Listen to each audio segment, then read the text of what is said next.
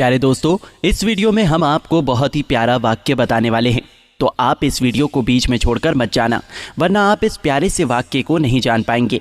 प्यारे दोस्तों, जब एक अल्लाह के वली ट्रेन से उतरकर नमाज अदा करने लगे तो अल्लाह पाक ने कैसे उनके लिए आसानियां पैदा कर दी कि ट्रेन अपनी जगह से नहीं बढ़ी और 1 इंच भी आगे न चल सकी। ये सब कैसे हुआ और पूरा वाकया क्या था, आगे हम आपको वीडियो में बताएंगे।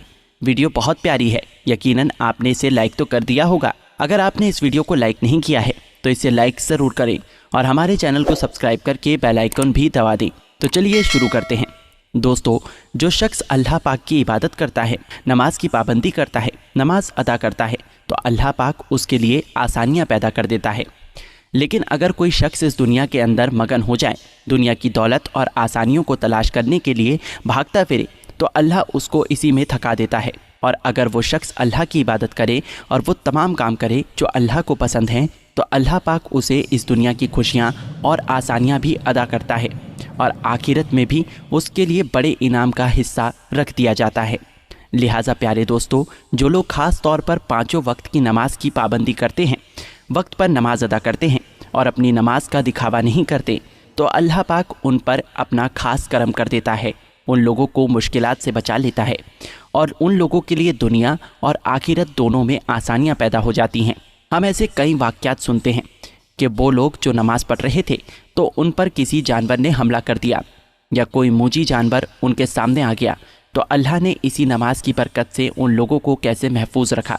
लेकिन प्यारे दोस्तों, आज जो वाक्य हम आपके सामने पेश करने जा रहे हैं, ये एक अल्लाह वाले बुज़ुर्ग का है, जो ट्रेन का सफ़र इस नीयत से कर रहे थे कि दीन इस्लाम की तबलीग की जाए और लोगों को अल्लाह का पैगाम पहुंचाया जाए, उन्हें अल्लाह पाक की इबादत का दर्स दिया जाए और उन्हें बताए जाते कि वो वाहिद रब जो तमाम जहानों को पैदा करने वाला, उन्हें पालने वाला और रिस्क अदा करने वाला है। लिहाजा ये अल्लाह वाले बुज़ुर्ग इसी नीयत से ट्रेन का सफ़र कर रहे थे और सफ़र के दौरान एक प्लेटफॉर्म पर यानी एक स्टेशन पर ट्रेन रुकी तो मगरिब का वक्त हो चुका था। इन अल्लाह वाले बुज़ुर्ग ने अपने साथियों के साथ ये मशवरा किया कि चूँकि ट्रेन तो स्टेशन पर रुकी है, लिहाजा हम यहाँ पर नमाज अदा कर लेते हैं। बजाय इसके कि ट्रेन के अंदर बैठकर जल्दी जल्दी में नमाज अदा की जाए, हम ट्रेन से उतरकर नमाज़ पढ़ेंगे और फिर अपने सफ़र को वापस शुरू कर लेंगे।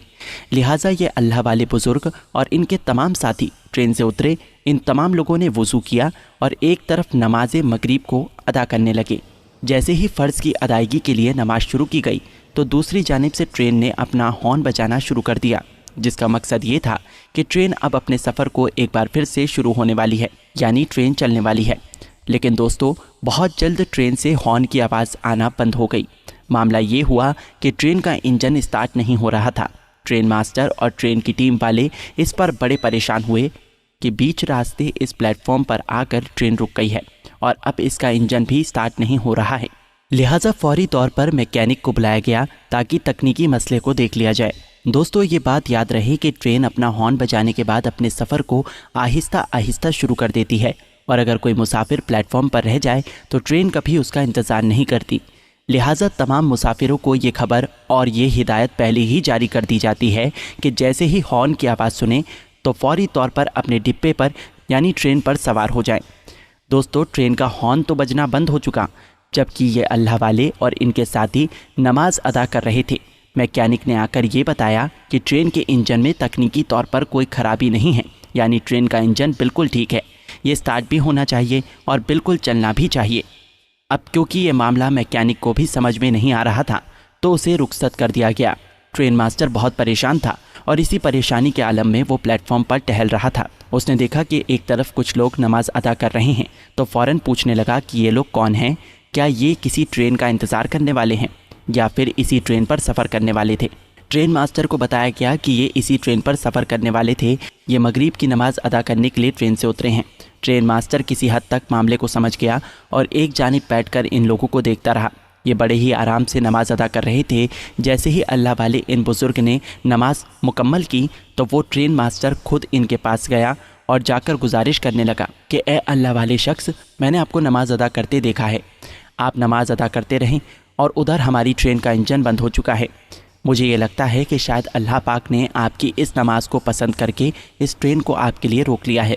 अगर आप नमाज अदा कर चुके तो हे बराहे करम आप इस ट्रेन पर सवार हो जाइए ताकि हम सफ़र को दोबारा से शुरू कर सकें। प्यारे दोस्तों, ये अल्लाह वाले बुज़ुर्ग अपनी नमाज मुकम्मल कर चुके थे, लिहाजा फौरी तौर पर ट्रेन के अपने डब्बे पर सवार हुए और अपनी सीट पर जाकर बैठ गए।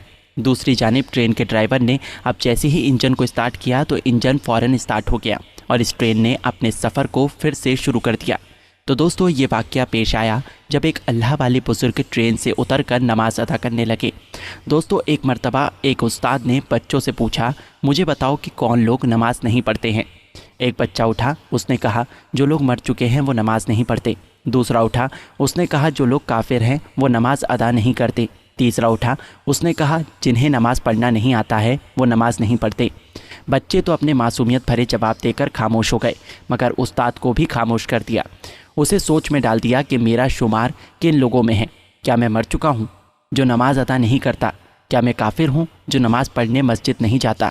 या मुझे नमाज़ नहीं आती जो मैं नमाज़ अदा नहीं करता? लेकिन ये सोच भी उसी के अंदर आएगी जिसे अल्लाह तौफीक देगा। आज लोग मजलिस में बैठे होते हैं, इधर से आज़ान की आवाज़ बुलंद होती है, नमाज के लिए बुलावा आ रहा होता है, लेकिन लोग अपने कामों में मगन रहते हैं। लिहाजा मेरे दोस्तों, नमाज की पाबंदी करें और नमाज को वक्त पर अदा करें। अल्लाह पाक हमें कहने सुनने से ज़्यादा अमल करने की तौफीक अता फरमाए। 5 वक्त की नमाज़ पढ़ने की तौफीक अता फरमाए। आमीन।